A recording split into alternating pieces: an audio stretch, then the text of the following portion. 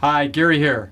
You reap what you sow. I know it's a biblical reference, but I'm looking at it a little more on a practical standpoint of basically sowing in the spring and reaping in the fall. And you know, it's that time of year. It's spring, it's in the air, you can tell the different smells and everything else. It's also maybe not a bad time to do some financial cleaning of your house. And I have 5 things for you to do in this order to be able to do and make this effectively so that you see the results 6 months from now. First one is write down exactly what you want this to look like 6 months from now. And I mean from the standpoint of what you're saving differently, what you might be spending differently, what other changes that you want to make so that you actually feel like you have some benefits that took place over that 6-month time frame.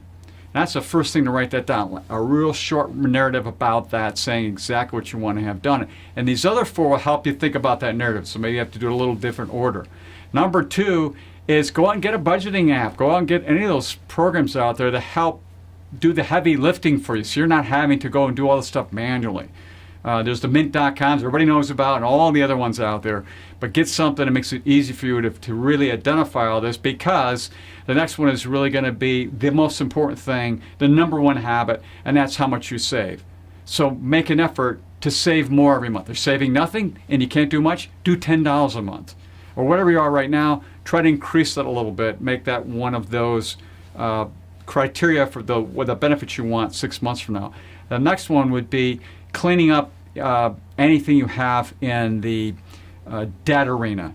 There's so many people who have high credit card payments, so they need to refinance home loans or other kinds of loans or consolidation. There's a whole bunch of things you can do there. There's a ton of them that you can actually squeeze out some dollars by basically paying less interest expense to those various financial institutions out there, which then of course helps you save more and do these other things. And finally, number 5 is what we call awareness spending. So you're on this budgeting app or whatever it is, and so once a week for a couple of minutes, go in there and see what you did over the last week, so then you can make a correction, a course correction, so when you get to the 6 months, no different than, than making sure the crops are coming up right and taking care of the weeds and all the other things that take place to make sure you get to what you want with a full harvest when it gets to the end. So we financially reap what we sow.